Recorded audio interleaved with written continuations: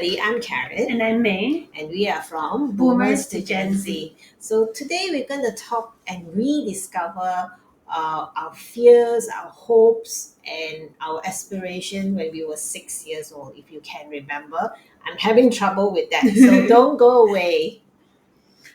So this episode is going to be like a time machine. We're going to bring ourselves back, not just to like the memories, but we're going to try and bring ourselves back to how we felt, how we saw the world, how we saw people when we were just like toddlers. Oh, As far as you can remember, what is the earliest memory that you have of yourself? I earliest memory of myself would probably be around 7 years old. Okay, Around what were that. you doing? What was young Karen doing? Oh, I was quite a tomboy. So I would run around in the garden, play with the dogs. Um, yeah, it was There was no heat wave back then. no heat wave. It's extreme heat wave right now. Uh, but yeah, I mean, it was a very kampong like kind of childhood where we spent a lot of time playing out in the garden. Rambutan trees, that was something I could remember. And we had a beautiful rambutan tree behind our garden. And, rambutan tree has a lot of red ants. And I remember as a child where not knowing, I was pulling a bunch of it and all the ants just came down to me and I was really badly bitten all over. Oh my goodness. And I learned after that never try to pull up, very gently cut the stems and then clean out everything before you have that. So that I guess is my painful Earliest experience. Which is a good one, Karen, because today we're going to also talk about like the fears that we had, like moments where maybe we felt sad when you were a kid, moments where you just like cried a little bit, or just moments where you had a lot of negative, strong feelings. What about you? Tell me yours first. So I remember my earliest memory is of being in Sarawak, and I was sitting on steps. So I would always eat my dinner on steps. So like our helper would feed me sitting on the steps. Okay. So because it's the only way that I'm near the kitchen, but I can also see the TV. So we're always sitting on the steps, and my mom and dad are always like not around. And I remember always just wanting attention, like constantly wanting attention. And I would be put to sleep by like my grandma, mostly my grandma, my dad's mom. But I would never want her. Like I would always want my mom or my dad. And I remember always that my mom used to work. Both my parents, they worked in a university, so it was cold, I guess. So my mom always had a shawl that would always smell of her perfume, and I would always hide it before she goes to work because I would keep it through the day. So as I grew up, I actually still have that same perfume that my mom was using from back then, and I actually now use it for myself, but I only use it like when I'm going to like a big event and I feel scared. But it's the perfume that my mom used when I was a kid. Oh, okay. Same brand, different bottle already. But it's funny, right? Where we have a sense of food that reminds us of someone we love and all that. I think if I have to say, because I had most of my childhood growing up with my grandmother. Mm. Bless her heart. She was a typical nyonya, and she would care for us in every possible way. Um, she was very affectionate. She would kiss us and hug us, but she was also strict when needed. I always remember the smell of her sarong because she does this traditional way of doing the starch, and in those days they don't have the spray that we have these days. It's a bit of the starch and with pandan leaf to make the clothes smell really nice and iron. So all her clothes are perfectly ironed and has this nice kind of like pandanus smell that permeates even in her cupboard. And I um, I like most children, always afraid of the dark and afraid that there's a monster under the bed.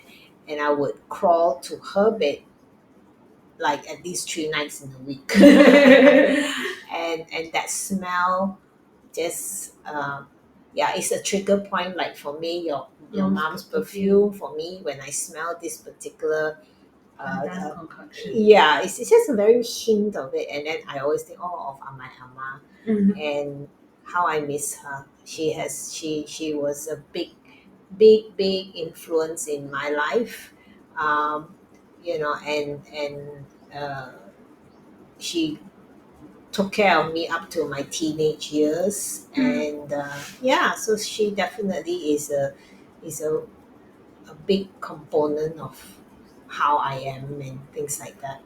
Oh, brings back memories. See, it's a good thing.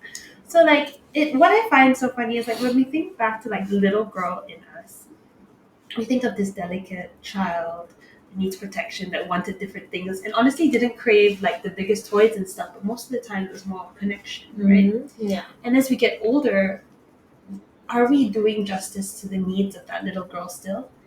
Now that we have grown up, are we addressing those needs? I don't feel like I have been addressing the needs of little May. No, we haven't. Right? For we sure. we neglect it and we start taking on other responsibilities and stuff, and we wonder, oh, like, now we talk about self-love, and I think that self-love is about addressing the needs of the adult you. Yeah. Right? With all these new concepts that have been brought about, but what about the needs of little you? It could be so simple as like playing or like just Yeah, I totally agree, and it's like we have forgotten that young that young creative side, that young curiosity, and asking mommy, what's that, how come? Yeah. We as we get older, we become more cynical. We get more like, we don't trust people. I mean, children are instinctively trusting. They just trust people, and I yeah, it's something that I feel that we, maybe the world that we live in, and we feel that everyone is out to scam us or to hurt us. Not to be all Doris Day about it, but at the same time, you got to learn to trust people, because not everyone is out there to scam you or to give you bad information.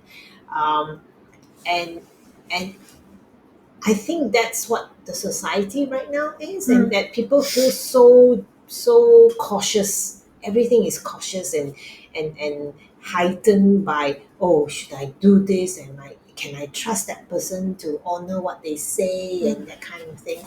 I think that is, yeah, because we've lost that young curiosity, that young naivete in some ways. But then you don't allow the creativeness to come to your headspace, which I think for me now, I'm allowing more creative space, because my upbringing was very pretty much regimented, and there was no allowance for creative, which I regret. And therefore, when I had my children, I was very big on, oh, try out the arts, try out this, and get messy. It's fine. So I feel that now I'm exploring more the artistic side of me, and just, yeah, and it doesn't have to be like, oh, earth shattering piece of art kind of thing. it could be simple. It could be something simple, and that if I enjoy, that's all I need. I think it's nice because like as a boomer, like I think that you also, like you mentioned, right, like being in this phase of life, like you don't have to really confine to what other people expect of you. You're really just living for yourself. Yeah. So it's easier for you to kind of tap into that little girl again, because you no longer need to give parts of yourself to so many other Correct. people. Yeah. Whereas like when you're in your like millennial or like Gen Z era, there's just so many expectations from you still. Yeah. Yeah. So it's I like agree. hard for us to just how to how get do to that you space, just right? like you have no time, and I know that sounds like a useless excuse. But it's also so important. So like what I've been trying to do now is how do I address that little girl? Like I actually talk to her in a very childish way.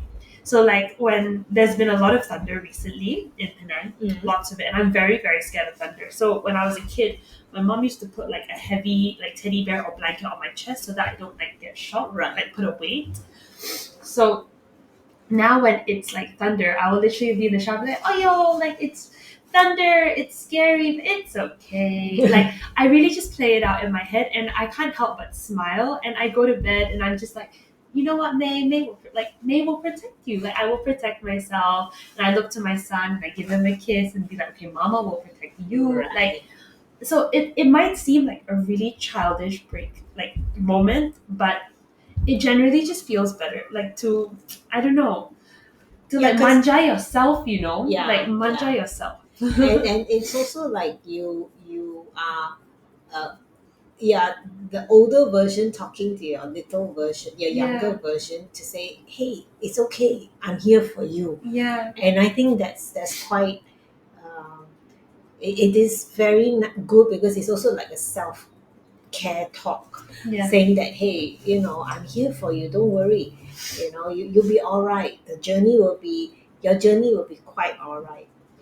And it's been really, really powerful in the little things. So like TNB has gone up. So like there's been an increase. Yes. So I don't use my main lights at night. I have these two lampshades in my main living space that I like to use. And when I go to sleep, I just kind of leave them on. Because I'm the type of person who like gets up in the middle of the night, and like I might need to go get water, or like my dog might need to go and pee. Anything can happen, right? And I'm really, really terrified of the dark, like super terrified of the dark. And I used to leave them on, but now with TNB increasing prices, I was like, okay, maybe it's about time to switch it off. It's time to switch it off, and like, how are you going to deal with it? So like now when I open the door and it's pitch black, I'm like, it's okay. Like the switch is just here, just over here. Like, and like I just sort of like sing it to myself, and I get there, and then I look around, and I'm like, It's okay. It's okay. Like I'm okay. And I think it's not like, instead of just ignoring that little you and pushing it away, just kind of embrace it and be like, it's okay, I got this. Yeah. Because nobody knows that little you as much as you do, and a lot of a little us actually plays out in big us. Yeah, definitely. In the things that we like, the things that make us laugh. Like it's a very similar innocence, right? Like, exactly. So divert a little bit in terms of childhood. What food triggers your childhood? So this might seem very boring, but it's something called tinola. Tinola. Have you heard of that? Tinola. I think that every household might have a version of doing it. So it's basically like ABC soup, chicken ABC soup with rice inside. Oh, okay.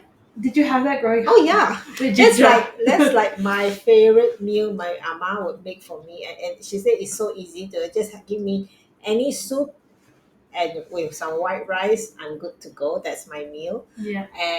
And of course, ABC soup is the favorite in the household, with a bit of the preserved vegetable if I have. Yeah, so that's kind of my favorite. I think for me, sambal. As a child? Yeah. Because we are kind of nyonya home, so my ama makes awesome sambal. Can you make awesome sambal? I don't pound the thing the way my ama. I just mix it. Yeah, so sambal is something that always brings me back to the food that she makes, because like she's not expensive. Everything we cook, she was very careful, and I knew she loved us because she would always give us the first round and helping of food, and then she would eat all the leftovers, because she would always give the excuse that, it's okay, I'll finish and I'll clean up after that. So that's how much she loved us, and she would always be there for us. um, I'm glad you brought this up, because certainly it just made me really think about how much she has done for me, and how much she is such a big part of my growing up years. I think it's nice for us to take these like moments to like reflect on it. Like also navigating growing up at this age can seem a little bit scary. We're not sure. We have a lot of questions like, who am I, like all these like things, right? Who am I? What do I want to do? Who do I want to be? And I think that when we think back to the little us, it's very easy for us to realign ourselves and think about, it might not always just be your mom and your dad who made pivotal, Yeah, yeah. impacts on your life. Actually, my nana was a big influence. She's the one who took care of me because my parents were working, and then they wanted to go and get a divorce, and then so she was like just there, like, okay, I'll take care of the child, like, Yeah. and the amount of people that try to shelter you, and it's just nice to Yeah, reflect and exactly. remember. And I think going back to again the sharing we had in our events recently was that Kai from Grove Malaysia started off by making us all skip. And I think the funny thing was, I thought I knew how to skip until I skipped. And I realized, oh my God, it's the most awkward looking skip ever. And it's true because we forgot, having to grow up, having to be so serious, having to take life so seriously that everything has to have its place, its time, and whatever. We forgot to be childlike. And skipping is very childlike, and I loved it, and I'm so going to skip every day, and just to because it's so much fun, and then the other thing as well, when Kathleen talked about um something that you talk about still finding yourself, and you're only in your 20s. I am still finding myself. I'm still trying to discover what is my purpose here in this world, and how can I bring more love and joy and value to myself and to the people around me, and while I'm still here in this earth. So finding that crossroad, learning to hear your intuition. And you got to come, because I'm telling you, Kathleen will tell you how to listen to your intuition. It's pretty aha, isn't it? It is, and the nice thing is that she connects without being too generic, and she's able to connect with everyone in the room. Yeah, And her story as an individual itself is already very exactly. moving. So we had fun. Yeah, And you should come and join us, have fun too. We will put the link in the description. exactly. So again, this is just for entertainment, and we hope that you please like and subscribe and share our link to people so that they'll listen more. And until next week, Bye. bye.